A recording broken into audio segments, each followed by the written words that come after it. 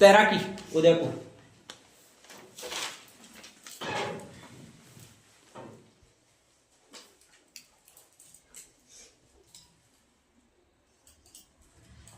Gymnastic Jodhpur,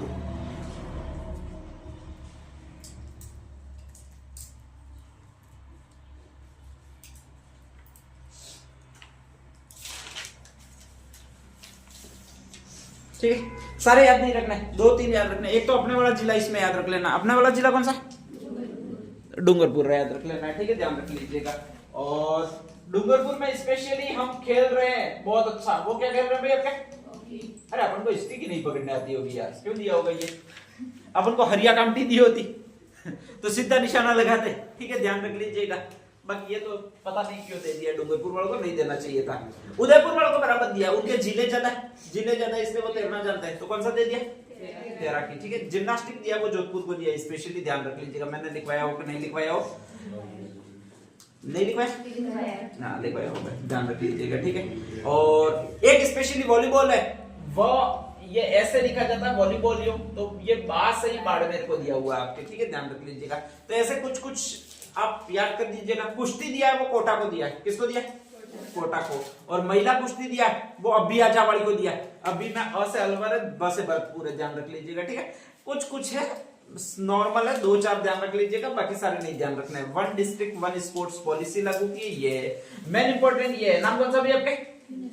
UNESCO की wetland city, मतलब ऐसे शहर जहां पर झीलें वगैरह ज्यादा है, ठीक है, उनको आर्द्र भूमि में सम्मिलित किया जाता है। आर्द्र भूमि का मतलब वहां पर घास फूस होगी, पशु पक्षी ज्यादा ही मिलेंगे, स्पेशल पक्षी ज्यादा मिलेंगे, तो उनका संरक्षण करना है, इसलिए उसको आर्द्र भूमि में सम्मिलित किया जाता है। और इन साइट को कहा जाता है वो रामसर साइट कहा जाता है। कौन सी साइट कहा जाता है? रामसर, ठीक है, ध्यान रख लीजिएगा। एक तो भगवान राम की कृपा है यूं करके, और दूसरा रामसर एक सम्मेलन हुआ था ईरान में। ईरान में अपने भगवान राम के नाम पर एक जगह है और उसको नाम दिया जाता है रामसर, ठीक है, ध्यान रख लीजिएगा। पहले माना जाता है कि वहां पर ठेठ भगवान राम का शासन था ईरान तक, ठीक है। धीरे धीरे मुसलमान आगे बढ़ते गए और हम सिमटते गए, ठीक है। अब तो भारत में भी कुछ जगह बची है अपने लिए, बाकी बची नहीं है, ठीक है।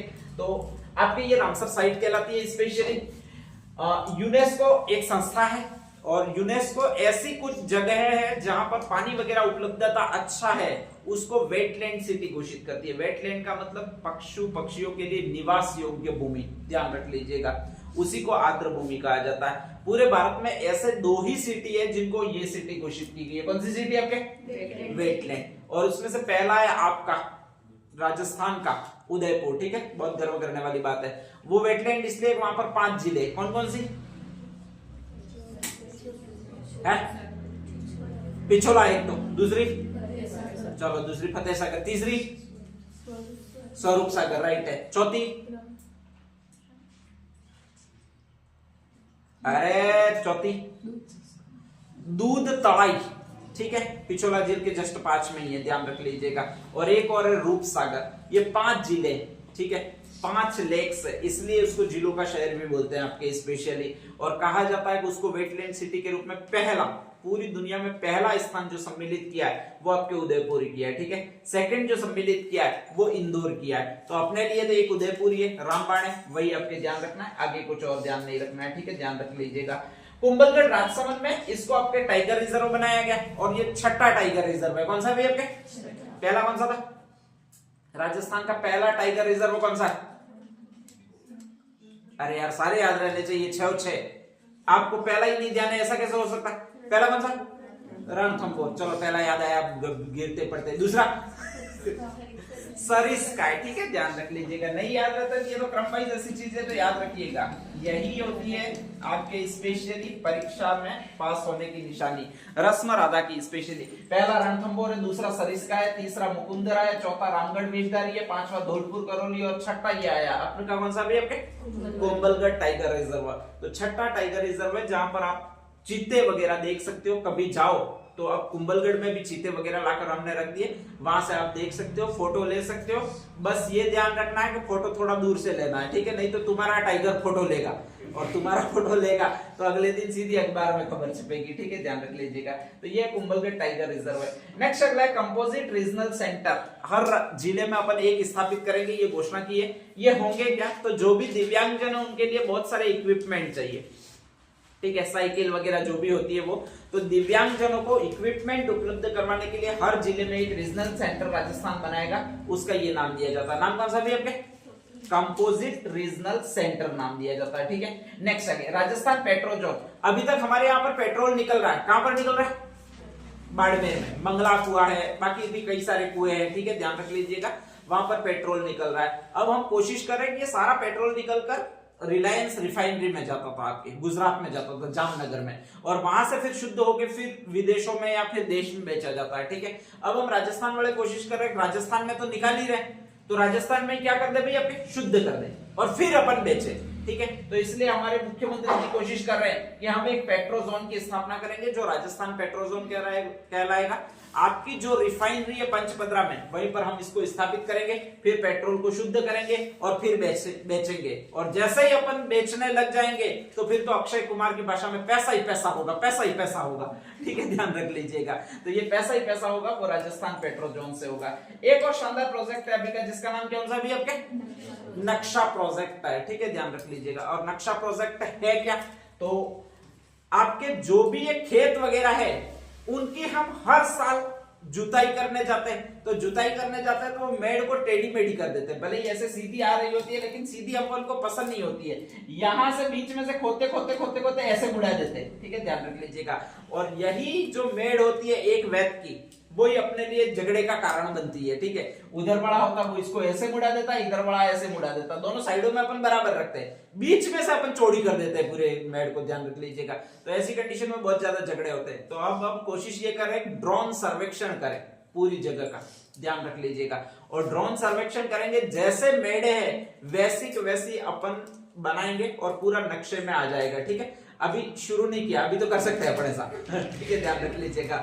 जैसे शुरू हो जाएगा इसके बाद बिल्कुल नहीं करने मिलेगा। इसके बाद अगर कोई आपके स्पेशली ये पटवारी तहसीलदार वगैरह लाते हैं तो वो ड्रोन सर्वेक्षण देखेंगे कि वास्तव में कैसा था, ठीक है, और उसको पूरा गूगल मैप पर बताया जाएगा स्पेशली। तो जैसे जैसे मोबाइल लेकर जाओगे, तो जैसे आप रोड पर जाते हो और लोकेशन चलती है, वैसे आप हेड पर जाओगे तो लोकेशन चलेगी, ठीक है। तो जैसे घूमोगे वैसे लोकेशन चलती रहेगी अंदर, क्योंकि ड्रोन से सर्वेक्षण पहले किया हुआ है। जैसे जैसे मैप अंदर दिखाई जाएगी वैसे वैसे मोबाइल लेकर जाओगे तो आपके तुरंत पूरी मैट सीधी वापस आ जाएगी और इससे झगड़ा नहीं होगा। बस पटवारी को पैसे नहीं खिलाने, लेकिन नहीं तो वो साला मोबाइल ऐसे ऐसे लेकर चलेगा, ठीक है, ध्यान रख लीजिएगा। तो उसमें फिर वही देगा आपके। तो यही आपका एक प्रोजेक्ट है। प्रोजेक्ट कौन सा है आपके, नक्शा प्रोजेक्ट है।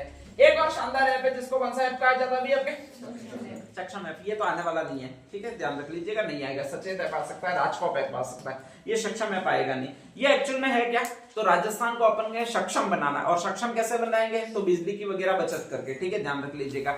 हाईएस्ट अपन को एनर्जी अब लेनी है, वो आपके ग्रीन एनर्जी लेनी है। और ग्रीन एनर्जी में मैंने कल ही 3 बताई थी आपको, कौन कौन सी, सोलर, विंड सिस्टम एनर्जी, एक और हाइब्रिड पंप, ठीक है। इसमें से फर्स्ट नंबर कौन सा था, सोलर।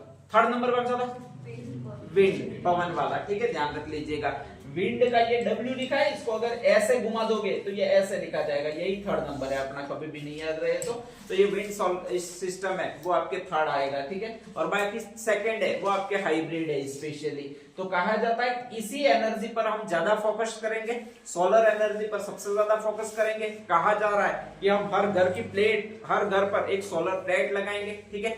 150 यूनिट तक अपन को मुफ्त मिलेगी बिजली जो आएगी वो, क्योंकि लगभग उसकी प्रोड्यूसिंग पावर 150 यूनिट होगी इसी, ठीक है। इससे ज्यादा अगर अपन घर खर्च चलाते हैं तो अपने को पैसे देने होंगे, अगर इससे कम कर देते हैं तो हमारी जो भी बिजली बनेगी वो अपन वापस बेच भी सकते हैं, ठीक है। ये आपके हाइब्रिड मीटर अब लगने स्टार्ट हो जाएंगे और इसके द्वारा ये किया जाएगा पूरा। तो वही एक ऐप है जिसको कौन सा ऐप कहा जाएगा, आपके सक्षम ऐप कहा जाएगा। एक और योजना, नाम कौन सा भी आपके, जो भारत में ये खेतों के नक्शे बनाने की ड्रोन से शुरुआत हुई है, उसको ये प्रोजेक्ट कहा जाता है। कौन सा प्रोजेक्ट कहा जाता है आपके, राजस्थान में जो किया गया वो एग्रीस्टेक योजना है, ठीक है। और इसमें हर खेत की आईडी बनेगी स्पेशली, जिसको फार्मर आईडी कहा जाएगा। अभी तो फार्मर आईडी सम्मिलित बन रही है कि पूरे पूरे खेत है उनकी, फिर हर खेत की एक अलग आईडी बन जाएगी, उसको फार्मर आईडी कहा जाएगा, ठीक है। आपकी आधार आईडी है इसी, अब 50-100 आइडिया और आएगी एक साथ में, जिनको फार्मर आइडिया कहा जाएगा स्पेशली वगैरह है।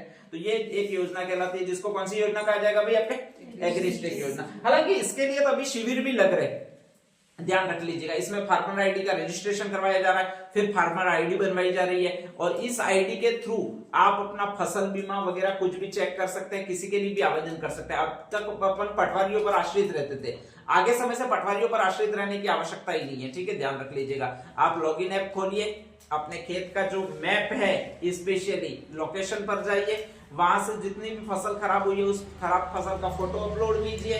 नेक्स्ट आपकी आईडी बनी हुई है उस आईडी में अपलोड कीजिए, वहां से वेरीफाई होगा, अप्रूव होगा, और पैसा जो बीमा का आना है वो आ जाएगा, ठीक है। तो ये योजना शुरू की है फार्मर आईडी बनाने वाली, वो ये योजना कहलाती है राजस्थान में। कौन सी योजना भी आपके? एग्रीस्टेक योजना है, ठीक है, ध्यान रख लीजिएगा। तो ये 5-6 और पॉइंट है, वो ध्यान रख लीजिएगा। नेक्स्ट आगे हेडिंग डाल दीजिएगा। हाँ भाई, आपके 2-4 चीजें ध्यान रख लीजिएगा। पहला तो राजभाषा सम्मेलन। राजभाषा सम्मेलन का मतलब होता है लिटरेचर फेस्टिवल, ठीक है। हमेशा राजस्थान में फिक्स रहा है कि लिटरेचर फेस्टिवल जो भी मनाए जाएंगे वो जयपुर में ही मनाए जाएंगे, ध्यान रख लीजिएगा, ठीक है। जयपुर दुर्ग में ही स्पेशली आमेर दुर्ग में ये मनाए जाते हैं, और हमेशा से जब से 2012-13 से शुरू हुए वहां से लिटरेचर फेस्टिवल होंगे वो जयपुर में ही मनाए जाएंगे। अब नेक्स्ट आ गया, इसी को अब नाम नया दिया गया, वो आपके ये सम्मेलन दिया गया। कौन सा सम्मेलन? राजभाषा सम्मेलन। और इसमें जितनी भी क्षेत्रीय भाषाएं उन पर चर्चा की जाती है। अभी हाईएस्ट हॉट टॉपिक रहा है कि राजस्थानी को दर्जा दिया जाए एक्चुअल में कि नहीं दिया जाए, और वो भी कौन सी भाषा का? आपके राजभाषा का, ठीक है। तो राजस्थानी को आपके राजभाषा का दर्जा दिया जाना चाहिए या नहीं दिया जाना चाहिए, ठीक है। 2 मत है आपके। एक तो वेस्टर्न राजस्थान है, वेस्टर्न राजस्थान में इंग्लिश और हिंदी के स्थान पर ज्यादातर चलती है वो राजस्थानी चलती है, जिसको मारवाड़ी कहते हैं। एक पूर्वी राजस्थान है जहां पर ऑब्वियसली राजस्थानी नहीं चलती है, ठीक है, ध्यान रख लीजिएगा। क्योंकि अपने यहाँ पर भी जैसे अपन बोलते हैं तो राजस्थानी नहीं बोलते, या तो हिंदी बोलते हैं या फिर कौन से बोलते हैं? वागड़ी। राजस्थानी पूरी पूरी अलग लैंग्वेज है। इसको दर्जा मिलेगा तो क्या होगा? तो हर कंपटीशन एग्जाम में 8-10 क्वेश्चन राजस्थानी लैंग्वेज में आने शुरू होंगे, जैसे कि पिछली रीट में भी देखे होंगे 4-5 क्वेश्चन राजस्थानी लैंग्वेज के आने लगे थे। हालांकि वो किताबों से ही संबंधित थे, लेकिन और डिटेल में भी आने लगेंगे, ठीक है, ध्यान रख लीजिएगा। इसका सीधा सा फायदा किसका होगा? पश्चिमी राजस्थान वालों को होगा, ठीक है। और इसलिए पश्चिमी राजस्थान वाले अग्रसर है, लगभग कोशिश कर रहे हैं कि राजस्थानी लैंग्वेज है उसको राजभाषा का दर्जा दे दिया जाए। एक्चुअल में तब ये सही होता जब राजस्थान 2 टुकड़ों में आपके विभाजित होता, केवल पश्चिमी राजस्थान है उसी को राजस्थान कहा जाता, पूर्वी राजस्थान कोई और अलग राज्य होता तो ये पॉसिबल होता, संभव होता, तो छात्र हित में होता, ठीक है। लेकिन मुझे नहीं लगता अब अगर ये कर देते तो पूर्वी राजस्थान वालों को इससे विशेष नुकसान है, क्योंकि उनके लोकल वर्ड है, जैसे अपने यहाँ पर लोकल वर्ड वडालिया होता है वो अपना को ही समझ में आता है। अगर इसको मैं उत्तरी राजस्थान में बोलूं तो वो रटते रहते, अपने यहाँ पर मोताना अपने को ही समझ में आता है, उत्तरी राजस्थान में ये मोताना क्या होता है यूं बोलते हैं, ठीक है, ध्यान रख लीजिएगा। और वो तो कन्वर्ट कर देते हैं, एक तो मूत शब्द ले लेते हैं और एक फिर आना शब्द ले लेते हैं, अगर पर्यायवाची विलोम शब्द कर देते। मेरा एक दोस्त था तो यही करता था, और फिर ये क्या होता है, यूं कहता था बेकार लगता है, ये वर्ड ही बेकार लगता है मोताना, ठीक है, ध्यान रख लीजिएगा। तो ऐसी कंडीशन में बेकार हो जाता है, ठीक है। तो उनकी लैंग्वेज नहीं है, बेचारे समझ नहीं पाते, और ऐसी कंडीशन में अगर कुछ भी रहेंगे तो फिर दिक्कत ही दिक्कत आ जाएगी। तो खैर ये राजभाषा सम्मेलन हुआ है और उसमें यही टॉपिक चले, अब आगे क्या होगा क्या नहीं होगा वो सरकार जाने, ठीक है, ध्यान रख लीजिएगा। हाँ, अभी से हम कोशिश करने लग गए जल बचाने पर, ठीक है, और जल सम्मेलन कर रहे हैं वो जिलों की नगरी में ही कर रहे हैं, ध्यान रख लीजिएगा। तो पहला सम्मेलन भी उदयपुर में ही हुआ था, दूसरा सम्मेलन आपका उदयपुर फिर हुआ है, वो पूरे भारत का उदयपुर में ही हुआ है, ध्यान रख लीजिएगा। पहला सम्मेलन पिछले साल हुआ था, इस साल सेकंड सम्मेलन हुआ है। तो इसमें 2-3 चीजें, भारत के जितने भी राज्यों के जल मंत्री है वो स्पेशली आए थे, जिलों की नगरी में आए थे, और घोषणा की है हर घर को स्वच्छ पानी, हर व्यक्ति को स्वच्छ पानी पीने के लिए उपलब्ध करवाया जाना चाहिए। इसीलिए एक सम्मेलन आयोजित किया जिसको कौन सा सम्मेलन कहा जाता है भाई आपके? जल सम्मेलन, ठीक है, ध्यान रख लीजिएगा। और हमने इसकी डेडलाइन डिसाइड की है कि कब तक हम पानी उपलब्ध करवा देंगे, स्वच्छ पानी, पीने लायक स्वच्छ पानी उपलब्ध करवा देंगे। कब तक करवाएंगे? 2047 तक। सरकार लंबी प्लानिंग बहुत करती है, ठीक है, ध्यान रख लीजिएगा। अभी कौन सा चल रहा है?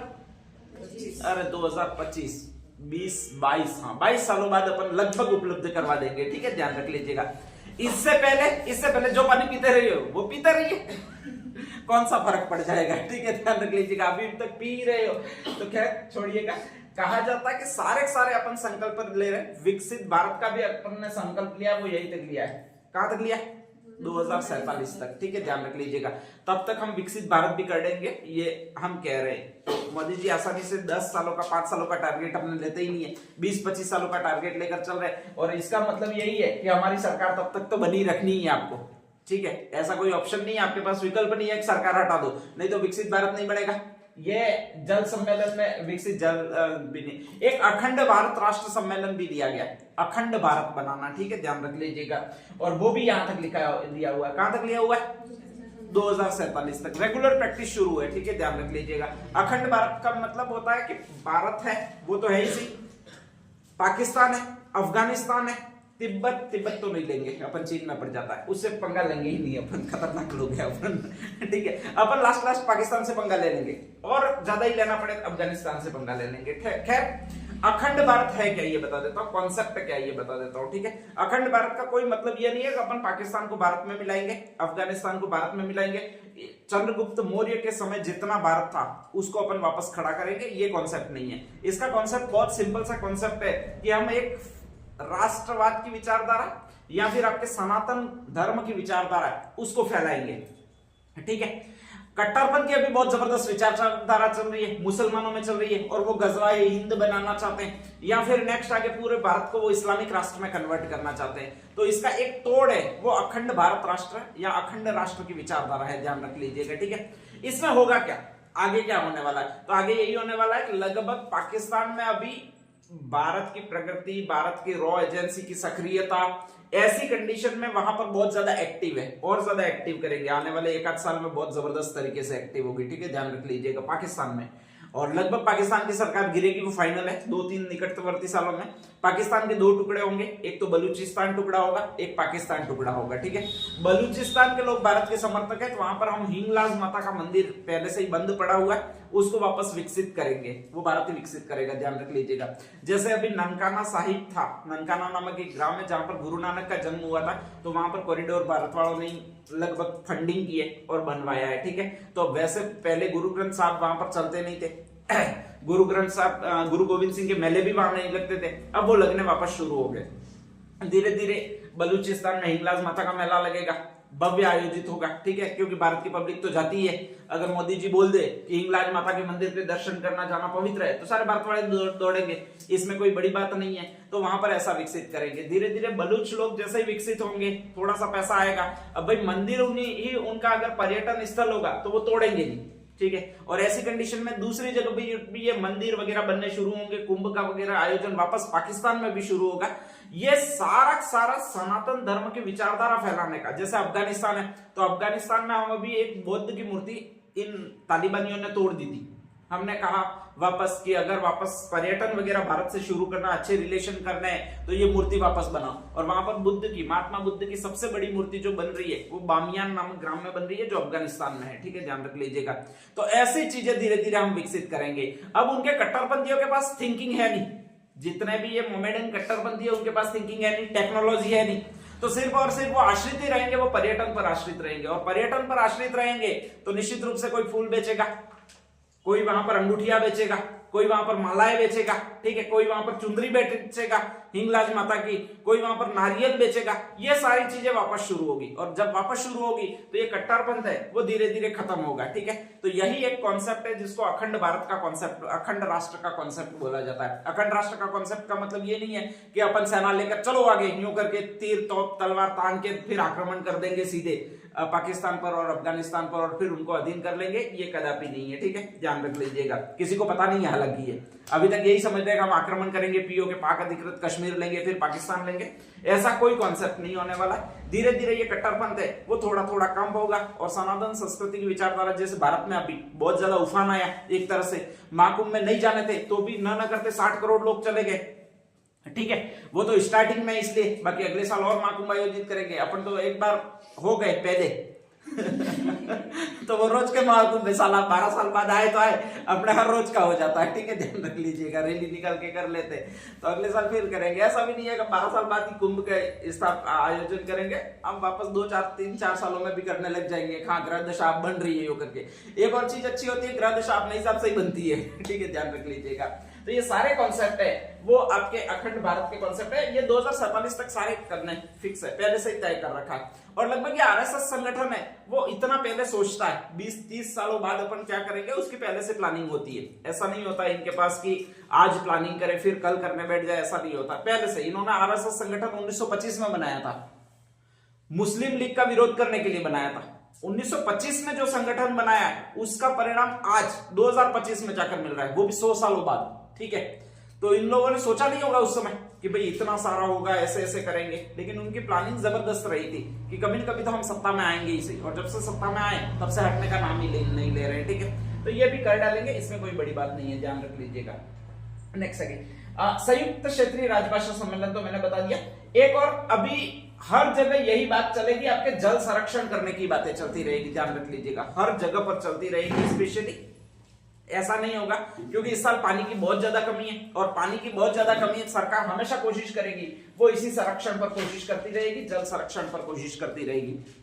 तो कहा जाता है डेयरियों में बहुत ज्यादा पानी है वो वेस्ट होता है, ये घी निकालने में वगैरह, या फिर ऐसे ही बहुत ज्यादा वेस्ट होता है। तो एक ऐसी डेयरी बनाई है जो जयपुर डेयरी है, और वहां पर कहा जाता है जीरो लिक्विड डिस्चार्ज जल संरक्षण को बढ़ावा दिया गया है। मतलब एक भी बूंद पानी व्यर्थ नहीं जाएगा, डेयरी में से जो पानी व्यर्थ जाता है उसको सब्जी के बागान में उपयोग में लेते हैं, ठीक है, ध्यान रख लीजिएगा। तो इस तरह का पूरा सिस्टम तैयार किया है वो जयपुर डेयरी में किया है, बाकी डेयरियों में अभी तक ये संयंत्र विकसित नहीं हुए, ठीक है। तो पहली डेयरी, देश की पहली ऐसी डेयरी है जहां पर जीरो लिक्विड डिस्चार्ज जल संरक्षण का उपयोग किया गया, वो आपके जयपुर है, ध्यान रख लीजिएगा, ठीक है। नेक्स्ट आगे, अभी तक आप कंट्रोल की दुकानों पर जाते हो तो आपको सिर्फ और सिर्फ क्या मिलता है, गेहूं और चावल मिलते होंगे, ठीक है, ध्यान रख लीजिएगा। अब लगभग राजस्थान की 5000 दुकानों को इस भंडार के रूप में विकसित किया जाएगा। कौन से भंडार के रूप में भाई? आपके अन्नपूर्णा भंडार के रूप में विकसित किया जाएगा, ठीक है। वहां पर जितनी भी आपके रसोई के लिए आवश्यक चीजें, ऐसा नहीं पार्ले जी बिस्कुट मिलेंगे, नहीं मिलेंगे, ध्यान रख लीजिएगा। रसोई के लिए जितनी आवश्यक चीजें है, दाल है, तेल है, मसाले है वगैरह, सारे वहां पर अन्नपूर्णा भंडार होंगे। उचित मूल्य की दुकानें होगी, 5000 वहां पर मिलने शुरू होंगे। ये पायलट प्रोजेक्ट है, अगर सफल हो जाता है, अब सफल कैसे होगा, तो जो भी कंट्रोल वाले हैं वो बेच नहीं खाए नहीं तो अपने कंट्रोल वालों के मजे मजे यूं करके बेच खाते सारा सारा, ठीक है, ध्यान रख लीजिएगा। तो वो बेच नहीं खाए तो ये चीजें सफल हो जाएगी, और सफल होगी पूरे राजस्थान में लागू होगी। अगर नहीं सफल हुई और उन्होंने बेच खाया तो फिर मुश्किल है पूरे राजस्थान में लागू होना, ठीक है। केवल आपको संख्या याद रखनी है अभी, और संख्या कितनी है? 5000। पूरे राजस्थान में 5000 दुकानों को इस भंडार के रूप में विकसित किया जा रहा है। कौन से भंडार के रूप में? अन्नपूर्णा भंडार के रूप में विकसित किया जाता है। सारी रसोई की चीजें वो यहाँ पर आपके मिलेगी, ठीक है, ध्यान रख लीजिएगा। नेक्स्ट अगला होता है कि सबसे ज्यादा बाजरा होता है वो आपके एक जगह पर होता है, और उसका नाम है बाड़मेर। और बाड़मेर में भी एक जगह है जिसको कहा जाता है मालानी क्षेत्र, और बाड़मेर का जो मालानी क्षेत्र है उसको ये मालानी कहा जाता है। कौन सा मालानी कहा जाता है भैया? आपके गुड़ा मालानी, ठीक है, ध्यान रख लीजिएगा। गुड़ा का मतलब गड्ढे ज्यादा है, वहां पर गहराई ज्यादा है स्पेशली, इसीलिए इसको गुड़ा मालानी क्षेत्र कहा जाता है। तो जो बाड़मेर का क्षेत्र है उसे गुड़ा मालानी का क्षेत्र कहा जाता है। वहां पर सिर्फ और सिर्फ एक ही फसल होती है और वो बाजरा होती है, बाकी कोई भी फसल होती ही नहीं है। तो हाईएस्ट बाजरा का जो उत्पादन करता है वो गुड़ा मालानी क्षेत्र ही करता है, बाड़मेर ही करता है, ध्यान रख लीजिएगा, ठीक है। और बाजरा जो है वो अपना मोटा अनाज कहलाता है। तो अभी हाल ही में कहा जाता है कि आपके श्री अन्नपूर्ण मेला आयोजित किया गया। श्री अन्नपूर्ण मेला का मतलब होता है मोटे अनाजों वाला मेला, ठीक है। अपन जो पहले खाते थे वो ये मोटा अनाज ही खाते थे, जिसमें बाजरा है, सावा है, कोदो है, रागी है, ऐसे 4-5 चीजें हैं, वही आती थी, ठीक है, ध्यान रख लीजिएगा। ये सारी चीजें ना तो डायबिटीज होने देती है, स्पेशली ये गेहूं आया इसलिए डायबिटीज हो रही है। अगर गेहूं आज खत्म हो जाए तो कल डायबिटीज खत्म हो जाए, ठीक है, ध्यान रख लीजिएगा। डायबिटीज का मात्र एक कारण है वो शुगर नहीं है बल्कि गेहूं है।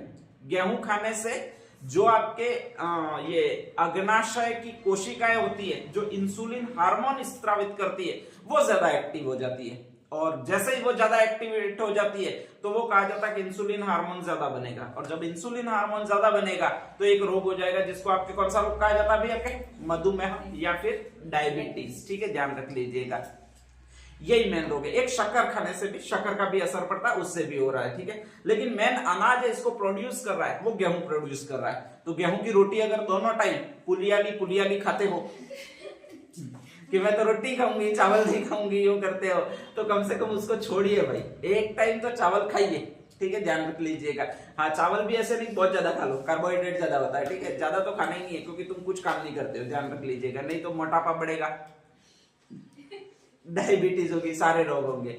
इस सबसे बढ़िया उपाय होता है जीवन को सही रखने का, वो 10,000 लगभग पद, मतलब पैदल आपके 10,000 काउंट नहीं हो जाए उतना चलना चाहिए, ठीक है, इससे ये रोग नहीं होते। लेकिन उतना तो शायद मुश्किल से, आप तो यहाँ पर से यहाँ पर आते हो, वहां पर स्कूटी से आते हो, फिर स्कूटी से वापस जाते हो, तो ऐसा पॉसिबल नहीं है, ठीक है। खैर चलना चाहिए, बाद में आदत डाल दीजिएगा, कोई दिक्कत नहीं है, टाइम मिले तो ये आपके क्षेत्रीय बाजरा अनुसंधान, क्षेत्रीय बाजरा अनुसंधान संस्थान है, वहां पर आपके श्री अन्नपूर्ण, जब भी अन्नपूर्ण मेला आयोजित होगा लगभग, ध्यान रख लीजिएगा, तो वो यहीं पर होगा, बाजरा बाड़मेर वाले स्थान पर ही होगा, ठीक है। और बाड़मेर में भी स्थान कौन सा आपके, बूढ़ा मालानी है, ध्यान रख लीजिएगा। तो ऐसा नहीं है कि आपको सोचना पड़े कि साला बाजरा अनुसंधान मेला कहां पर आयोजित किया होगा, हमें क्या पता, ऐसा नहीं है, ध्यान रख लीजिएगा।